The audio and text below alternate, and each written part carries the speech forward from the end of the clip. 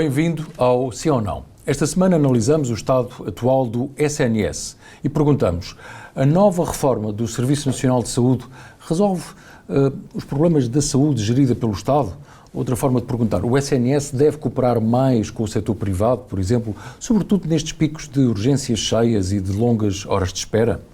Em estúdio tenho comigo Adalberto Campos Fernandes, professor da Escola Nacional de Saúde Pública da Universidade Nova de Lisboa e ex-ministro da Saúde do primeiro governo de António Costa, e também Carlos Cortes, bastonário da Ordem dos Médicos, e ele próprio também médico especializado em patologia clínica. Muito obrigado a ambos pela vossa disponibilidade para este debate. Sabem que têm cerca de um minuto e meio para a defesa da vossa tese. Eliminamos, se concordarem, os professores e bastonários, se não se importarem. Adalberto, quer defender a sua visão relativamente a este tema? Bem, primeiro cumprimentar o Luís e o Carlos, é um gosto estar aqui convosco para discutirmos um tema que é tão importante e tão estratégico, e ainda por cima num contexto em que estamos a viver agora, de processo eleitoral. Bom, eu tenho alguma dificuldade, e cada vez mais tenho, à medida que o tempo passa e a experiência e o conhecimento se vai acumulando, em acantonar a discussão sobre o sistema de saúde em parcelas setoriais ou em questões de saber se é uma questão exclusivamente de gestão, uma questão de público, privado ou social. O mais importante, e talvez por isso este momento pré-eleitoral seja interessante, é que nós olhemos para o sistema de saúde dos países como um fragmento importantíssimo, como um setor importantíssimo do conjunto da sociedade, e perceber que a sociedade está em transformação, que a fazermos 50 anos de democracia e 45 anos de SNS, mais de 5 milhões de portugueses que estavam e que testemunharam o 25 de Abril não estão vivos. Houve uma renovação geracional. Nós hoje temos 30% dos nossos jovens mais qualificados fora do país. Temos, por outro lado, uma substituição populacional, e a composição demográfica está a ser, digamos, influenciada pela vinda de outro tipo de população que vem de outras culturas, de outros países. E temos a transição demográfica, que é talvez a grande fatalidade estratégica que Portugal conhece, na medida em que, sendo hoje o segundo país mais envelhecido da Europa e o quinto mais envelhecido do mundo, nós temos de ter um sistema de saúde centrado nas necessidades e muito menos naquilo que são os interesses mais pequeninos da política partidária ou até dos interesses corporativos. Portanto, para, em síntese, concluir, dizer, é preciso pensar grande, pensar a médio e longo prazo, olhar para a estrutura social, para a economia, para as determinantes sociais, e perceber que os países não são em cada momento iguais, mudam e mudam muito. E Portugal, 45 anos depois do SNS ser criado e da democracia ser criada há 50 anos, Portugal é hoje um país estruturalmente muito, muito diferente. Soluções novas para problemas velhos é o que nós pedimos, nunca soluções velhas para problemas velhos, porque então aí continuaremos a ter as dificuldades que temos conhecido até aqui. Então vamos conhecer melhor também alguns detalhes relativamente à questão da situação atual do SNS e receitas, no fundo, para resolver este tema. Carlos, quero apresentar a sua visão acerca Sim, cumprimento-vos também a ambos. E, de facto, estamos a atravessar um momento muito particular, não só pelo momento político que o país está a atravessar, mas também pelo momento do Serviço Nacional de Saúde, dos cuidados de saúde em Portugal, em que todos, enfim, os próprios políticos, os responsáveis da tutela da área da saúde, os profissionais de saúde e também os doentes, a população portuguesa, sente que há aqui um momento que é um momento extremamente sensível, que obriga a uma mudança e a uma mudança de fundo daquele que é o paradigma do SNS, da capacidade do país de oferecer um conjunto de serviço à sua população, aos portugueses e também àqueles que vem de fora, que possa aqui dar, enfim, uma resposta adequada às suas necessidades. E eu confesso aqui alguma preocupação, fundamentalmente aqui por 2 ou 3 aspectos. O primeiro, fala-se muito em reforma do sistema de saúde, reforma do Serviço Nacional de Saúde. Eu confesso-vos que não vejo nenhuma reforma, porque o modelo que neste momento está a ser implementado, o modelo das ULS, é um modelo que já tem muitos anos, já tem praticamente 2 décadas à volta disso, e não tem propriamente trazido a Portugal aqui nenhuma mais-valia em termos daquilo que são os cuidados de saúde, a qualidade dos cuidados de saúde, um melhor acesso à população, um acesso com mais qualidade aos cuidados de saúde, e até do ponto de vista custo-efetivo não há aqui uma demonstração que seja um bom modelo. Portanto, há aqui questões que se levantam. Independentemente disso, a Ordem dos Médicos estará sempre ao lado das soluções e para ajudar, independentemente do modelo. Mas há aqui outro aspecto que me tem preocupado muito, e nestes primeiros 9 meses que tenho exercido a função de bastonário da Ordem dos Médicos, que é um pouco uma banalização do sofrimento, uma banalização da falta de resposta do Serviço Nacional de Saúde. E hoje é perfeitamente normal, por exemplo, é aceito como normal uma urgência de um hospital estar fechada durante vários dias da semana.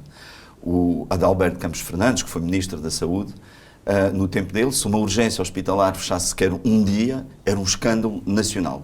E hoje não.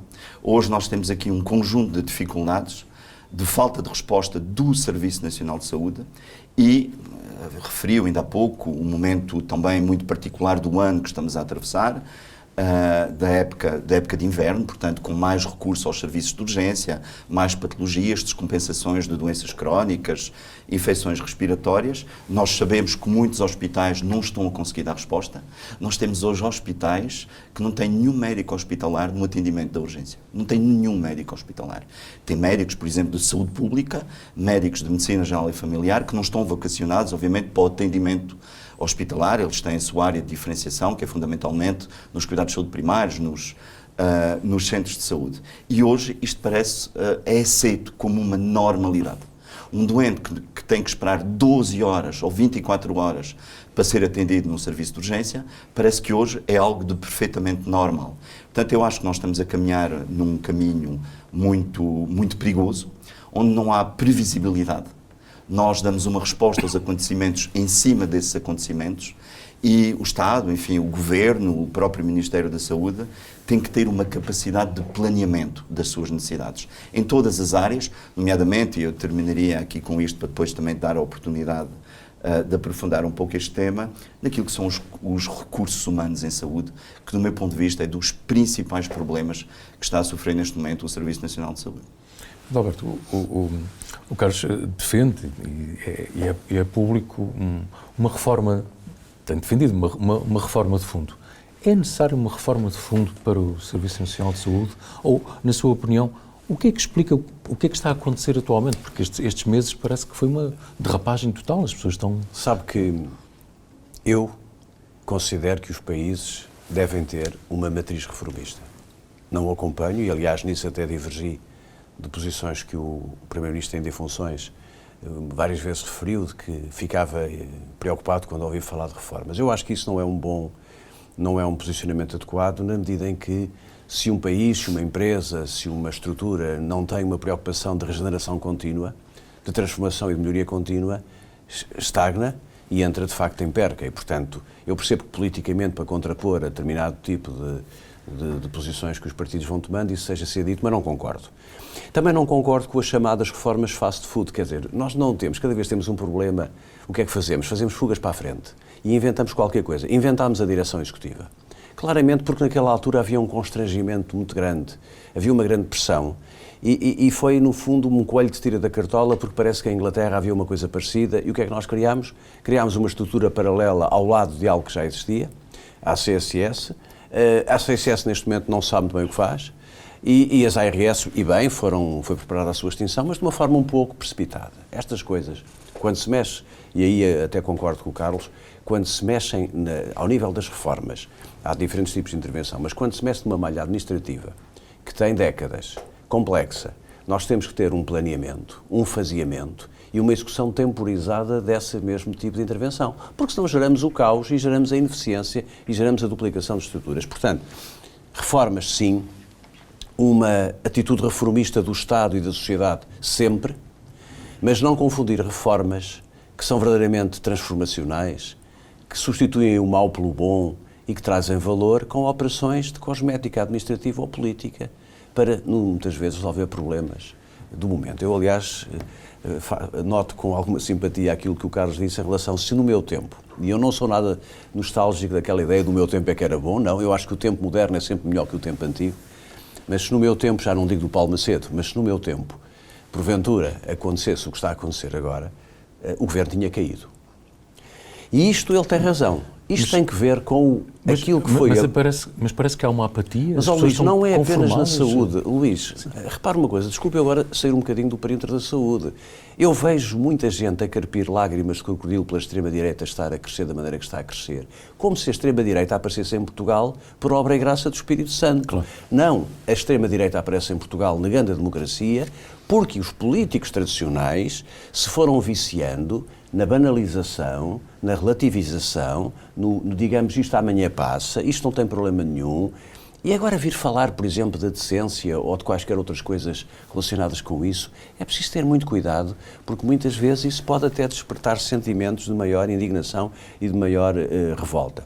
É verdade, e eu concluo já, só para lhe dizer, reformas administrativas fazem parte de reformas estruturais. Quando eu faço uma reforma estrutural, tem uma componente administrativa, tem uma componente política, tem uma componente estratégica, tem uma componente de recursos humanos, como dizia o Carlos Cortes, mas não é verdadeiramente a criação de estruturas novas desenhadas na lei é uma parte pequena daquilo que é um processo de reforma que tem que ser feito aqui e no mundo inteiro.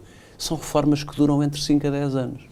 Mas olhando especificamente para o estado atual e nos últimos meses e neste pico de inverno do Serviço Nacional de Saúde e sabendo da quantidade de médicos, mas também de enfermeiros, não é apenas que migram, mas que sobretudo que entretanto agora migraram para o setor privado, eu posso partilhar a minha experiência de há um mês, antes do Natal, estive internado, estive doente e falei com médicos e enfermeiros que fiquei impressionado a quantidade de pessoas que saiu do Serviço Nacional de Saúde para o setor privado, e eu acabei por ir ao setor privado porque, entretanto, já não dava para estar mais em listas de espera e horas de espera no hospital público da minha área de residência, mas fiquei impressionado com a quantidade de pessoas e o relato que me fizeram de eu já não aguentava mais depois do período todo da pandemia e quase em situação de burnout. É isto que explica, em parte, no caso dos médicos, a saída para o setor privado? Sim. Estou a personalizar aqui esta questão. É uma situação complexa e é uma situação... Eu queria aqui recordar as palavras do Dr. António Arnaud, com quem tive, enfim, o gosto e o prazer de estar nos últimos anos da vida dele, em que ele muito frequentemente referia que o grande valor do Serviço Nacional de Saúde eram os seus profissionais. Portanto, sem profissionais, por mais que o sistema estivesse bem organizado, ou menos bem organizado, sem os profissionais é que são o pilar do Serviço Nacional de Saúde. E nós vimos isso, enfim, desde a sua criação. Eu quero aqui recordar que o Serviço Nacional de Saúde foi criado em 1979, quando Portugal estava sob a intervenção do Fundo Monetário Internacional. Portanto, pior momento para criar um serviço público... A primeira das 3 intervenções. É verdade. Era difícil, mas o Serviço Nacional de Saúde aguentou-se, desenvolveu-se, muito pelo papel que os profissionais de saúde têm desenvolvido. Eu sou médico do Serviço Nacional de Saúde e tenho imenso gosto, eu sou um grande defensor do Serviço Nacional de Saúde porque, genuinamente, acredito que Portugal tem que ter um sistema público de saúde que possa, enfim, dar aqui um acesso de igualdade, de equidade para toda a população que necessita desses cuidados de saúde. Agora, aquilo que eu sinto é uma grande desmotivação. Eu percorri, enfim, praticamente todos os hospitais do país, enfim, continente e ilhas, há relativamente pouco tempo, há um ano atrás, durante a campanha eleitoral, e eu falei com muitos médicos dos cuidados de saúde primários, enfim, de vários locais, e a grande queixa dos médicos não tem sido propriamente, também tem sido, obviamente, mas à cabeça não vinha as questões remuneratórias, que também são importantes, não nego isso, mas vinha a falta de condições de trabalho para poderem exercer uma medicina de qualidade, para poderem tratar os seus doentes. Não deixa de ser curioso, por exemplo, que muitos médicos deixaram o SNS depois da pandemia Covid-19, muitos médicos entraram em burnout no final da pandemia Covid-19, porque como sabemos, houve uma hiperfocalização na resposta à Covid-19, à pandemia. Tudo bem, é normal, o país tinha que se concentrar nessa resposta e muitos doentes, nomeadamente doentes com patologias oncológicas, foram deixados de lado. E o médico, e como qualquer profissional, se não tem condições para exercer adequadamente a sua profissão desmotiva. Isso faz com que muitos médicos tenham saído do Serviço Nacional de Saúde, que vêm degradar-se de dia para dia e tenham ido, também é verdade, para o setor privado, mas também para a imigração, e alguns deles, infelizmente, até têm abandonado a profissão médica porque entendem que não conseguem servir as pessoas, não conseguem servir a sociedade adequadamente. Portanto, há aqui alguns aspectos de reforma, eu também concordo aqui com o Adalberto, não podemos fazer um simples lifting, que muitas vezes é aquilo que acontece. Repare o que aconteceu na questão das maternidades. Houve um problema na área das maternidades e foi logo criado um plano para fazer de conta que não resolveu absolutamente nada. Nascer em segurança no SNS, penso que é o nome do plano, não resolveu absolutamente nada e muitas vezes há uma tendência para frente a um problema, inventar um grupo de trabalho, uma comissão qualquer, que infelizmente não resolve, que não concretiza. Esta reforma das ULS parece que é uma grande reforma, que é uma novidade, mas não é. Eu não conheço ninguém que esteja contra a integração dos cuidados. Os cuidados de saúde primários, com os hospitalares, com os continuados. É algo perfeitamente na saúde, perfeitamente consensual. Aqui o Adalberto, quando era ministro, falava muitas vezes nesta necessidade. Mas aquilo que nós queremos verdadeiramente é que haja algo de consistente, que haja uma intervenção que faça essa aproximação. E aquilo que eu tenho visto é que este modelo das ULS, infelizmente, não é capaz de fazer essa integração. Eu conheço todas as ULS, eu visitei-as todas. E posso lhe dizer que as áreas do país com mais dificuldades, tanto nos centros de saúde como nos hospitais, são precisamente aquelas que estão inseridas no modelo das ULS. Eu ressalvo talvez uma exceção, que é sempre apontada como um exemplo do sucesso das ULS, que é a ULS de Matosinhos. Mas eu estive recentemente na ULS de Matosinhos e coloquei essa questão e aquilo que os profissionais, inclusivamente o próprio Conselho de Administração me respondeu, é que a ULS de Matosinhos estava condenada ao sucesso. Porque foi um hospital novo, com uma filosofia nova que foi criado e passado 2 ou 3 anos foi inserido no modelo das ULS. Portanto, eu penso que é preciso fazer muito mais do que isso, nomeadamente um aspecto que eu acho que é absolutamente relevante e que é necessário para qualquer reforma, que são as lideranças. Nos focalizamos e nos concentramos para termos melhores lideranças daquelas que temos neste momento no Serviço Nacional de Saúde. Sim, isso é um tema que o Adalberto também tem batido muito, obviamente, em termos de política pública e de gestão do modelo. Mas, precisamente, esta questão aqui das ULS, o tema, aliás, do financiamento, a ideia de ser feito, ou passar a ser feito per capita e por estratificação pelo risco, estou a citar. Mas isto, digo eu, isto pode levar a alguns problemas. De que forma é que isto resolve, por exemplo, haver mais de 1 milhão de pessoas sem médico de família e a questão, por exemplo, aqui em Lisboa e Val do Tejo? A plétora médica é um problema global, é um problema mundial. Eu participei em reuniões europeias, em onde estive a dar uma aula a colegas da Roménia e testemunhei diretamente em várias reuniões interministeriais e de outro tipo a grande dificuldade que existe na Europa, por exemplo, de vazamento dos médicos formados e qualificados dos países com menor rendimento para os países com mais rendimento. Tem que ver não apenas com remuneração, evidentemente que quem tem 30 anos tem vida pela frente, quer organizar a sua vida, quer ter planeamento e precisa de rendimento, porque estudou, porque se diferenciou, mas também tem a ver com projetos de vida. E, portanto, não vai ser fácil aos países pequenos e médios combater isto apenas e só pela via salarial, porque não têm recursos para isso. Repare, nós passámos de 9 mil milhões de euros no meu tempo para 18 mil milhões de euros agora. Em 2018 o SNS português foi considerado o mais eficiente da OCDE e agora temos o dobro dos recursos e menos resultados. Não é um problema só de dinheiro. Claramente, como dizia o Carlos, também de projeto. E, sobretudo, de perceber que os médicos não podem ser tratados de uma forma, em 2023, como funcionários públicos sob coação. Eles têm deveres públicos, mas devem ter a capacidade de exercer outras atividades num quadro de respeito pelos conflitos de interesses, pela lealdade institucional, mas de alguma forma o potencial de horas de trabalho médico em Portugal, considerando os setores todos, é um dos maiores da Europa. Se nós formos fazer um cálculo sobre as horas disponíveis em tese por médicos que trabalham no setor público, no setor social, no setor privado, não por cabeça, mas por horas, nós temos uma capacidade instalada em Portugal brutal. Evidentemente que há um desacerto entre a oferta e procura entre respostas e necessidades, e depois há estes afloramentos, porque há especialidades, algumas que estão em grande déficit por via da formação, enfim, são matérias provavelmente de outro debate. Deixe-me só, antes de ir às ULS, uma nota muito importante, porque isto é política. Eu não tenho problema nenhum em saudar o anúncio que foi feito pelo PSD, relativamente a que, se ganhar as eleições, faça um plano de emergência para responder de imediato a todas as pessoas que estão em espera. Porque eu acho, não só inconstitucionalmente inaceitável, mas sobretudo ética e moralmente incompreensível, que eu, sempre a prometer reformas e a fazer reformas, vai, entretanto, deixando que algumas pessoas sejam perdidas e esquecidas no tempo da espera. Metade dos portugueses não tem seguro de saúde, metade dos portugueses não tem ADSE e, sobretudo, metade dos portugueses não têm acesso a um mercado que em Portugal é muito ativo e muito forte, que é o mercado da cunha, do conhecimento. Essas pessoas vivem exclusivamente dependentes da resposta pública. Então, se um hospital público da minha zona, se o centro de saúde da minha zona não tem condições de me dar a resposta que eu preciso, tem que me deixar ir a qualquer sítio. E quem paga é exatamente esse hospital público que gera essa procura inapropriada.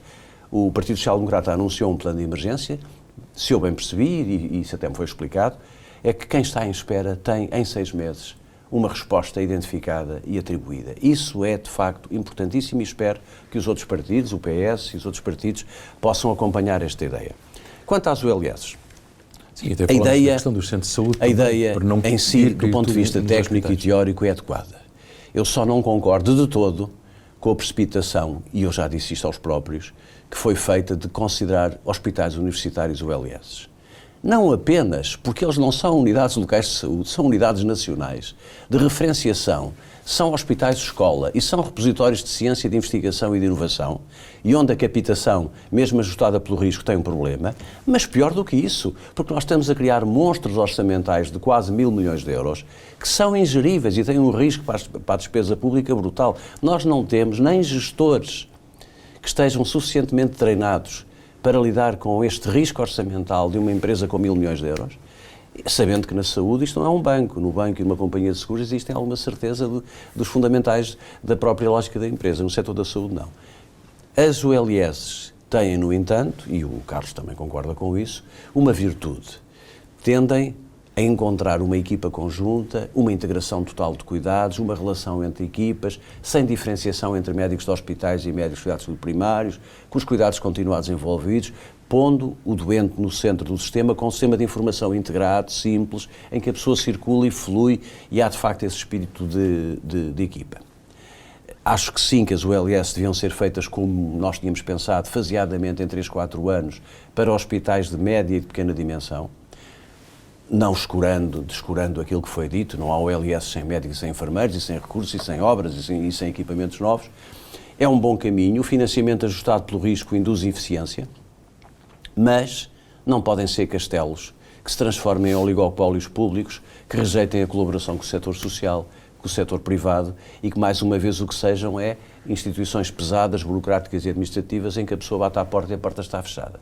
Agora, as ordens têm que ser chamadas a esta discussão, mesmo para discordar delas, quer dizer, mesmo que eles venham dizer coisas que o poder político, legitimamente eleito e democraticamente sufragado, diga, não, você não tem razão. Mas é uma construção que tem que ser feita com as ordens, com os atores sociais que estão no setor, porque isso acrescenta valor e não diminui valor a uma reforma da saúde. Fazer uma reforma da saúde sem os representantes dos profissionais é um erro.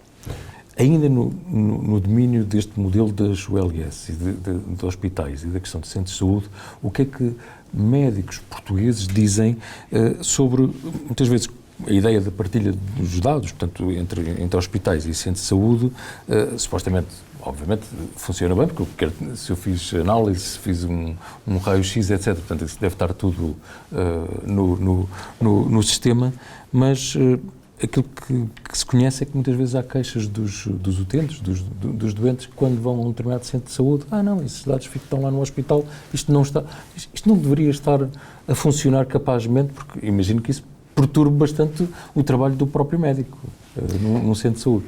Sim, eu até para entroncar naquilo que o Adalberto disse, eu acho que esta reforma é muito precipitada, não foi discutida, não houve um debate. Olha, por exemplo, na Assembleia da República, não houve um debate com os profissionais de saúde, os profissionais do setor, foi uma reforma opaca. que de repente começou abruptamente agora no início deste ano. Não começou em 1998, mas de facto aquilo que nós temos visto, os dados que nós temos sobre as OLS não confirmam essa mais-valia. Obviamente, eu volto a sublinhar isso, eu estou perfeitamente de acordo com a integração dos cuidados. Estou de acordo com as equipas únicas. Mas aquilo que se tem visto nas OLS é que isso não funciona. Um aspecto básico que acabou de focar, que é o processo único eletrónico, que não existe em Portugal. Muitos centros de saúde não têm acesso ao processo do seu doente que recorreu a um hospital. Muitos hospitais não têm acesso ao processo de um doente que era de outro hospital e que, por um motivo qualquer, foi transferido para aquele hospital. Nós temos, por exemplo, acesso à informação das ilhas, da região autónoma da Madeira e da região autónoma dos Açores. Portanto, nós temos uma multiplicidade, se quiser, de países, de pequenas citadelas, dentro do país que não favorecem precisamente esta troca de informação. E nós estamos numa era precisamente da informação. Aliás, a União Europeia está a pressionar os países membros precisamente para informatizarem os seus processos clínicos. Eu sei que Portugal até está relativamente avançado, mas é muito difícil nós avançarmos numa estrutura como a estrutura das OLS sem, em primeiro lugar, cautelamos alguns aspectos muito importantes. Eu falei há pouco da questão das lideranças, toda a gente fala das lideranças, que obviamente são importantes, nós temos que ter bons líderes a gerir as OLS, os hospitais, os centros de saúde, mas o que é que foi feito em relação às lideranças? Não foi feito absolutamente nada para esta reforma das OLS. O que é que foi feito precisamente para juntar as pessoas numa mesma equipa? Do meu ponto de vista, não foi nada feito, até porque a esmagadora maioria dos conselhos de administração das OLS mantém-se nos hospitais, num sistema à sua volta que é hospitalocêntrico. E hoje, quando nós falamos de hospital, fundamentalmente falamos de urgência, em que todos os recursos financeiros, humanos, técnicos, tecnológicos, organizativos vão para as urgências. Nós temos neste momento em Portugal serviços de urgência que são verdadeiros hospitais, que concentram todos os recursos, retirando até muitas vezes esses recursos das consultas, dos blocos operatórios, enfim, de atos médicos altamente diferenciados, que, não podendo ser dados aos doentes, os doentes acabam por ver a sua situação clínica piorar e terem que se dirigir ao serviço de urgência. A mesma coisa em relação aos cuidados de saúde primários. Não há verdadeiramente uma aposta consistente nos cuidados de saúde primários. Nós temos números muito preocupantes de previsão de médicos que se estão a reformar, ainda agora saiu muito recentemente uma notícia sobre isso, e praticamente 50% dos médicos que se reformaram este ano e que se vão reformar no próximo ano, metade deles são médicos de família. Portanto, nós vamos ter um impacto, 1.700.000 portugueses que não têm médico de família. Infelizmente, eu temo que esse número ainda vai subir mais, ainda vamos ter um sistema mais urgenciocêntrico, porque se as pessoas não têm um médico de família, obviamente tem que ter uma alternativa, e a sua alternativa neste momento é o serviço de urgência. Agora, o que eu queria dizer acerca de tudo isto, eu sou um grande defensor do Serviço Nacional de Saúde. Entendo que as pessoas têm que ter uma resposta, em primeiro lugar, no Serviço Nacional de Saúde. Portanto, se nestes momentos o SNS não consegue dar resposta, eu não tenho nenhum preconceito ideológico. Em primeiro lugar, eu acho que o país tem que criar condições para todos os doentes serem atendidos com qualidade e serem acompanhados nos seus problemas de saúde. Se o Estado não tem a capacidade para dar essa resposta no Serviço Nacional de Saúde, ele tem que aqui pedir apoio a outros setores, nomeadamente ao setor privado e ao setor social. Em primeiro lugar, eu gostava que o SNS tivesse essa capacidade de resposta, mas se não tem, o Estado tem que se socorrer de quem tem essa capacidade para o apoiar. Carlos, muito obrigado. Adalberto já tinha abordado também esse tema. Temos aqui uma ditadura de tempo. Quero agradecer imenso a partilha e a bondade também dos vossos pontos de vista.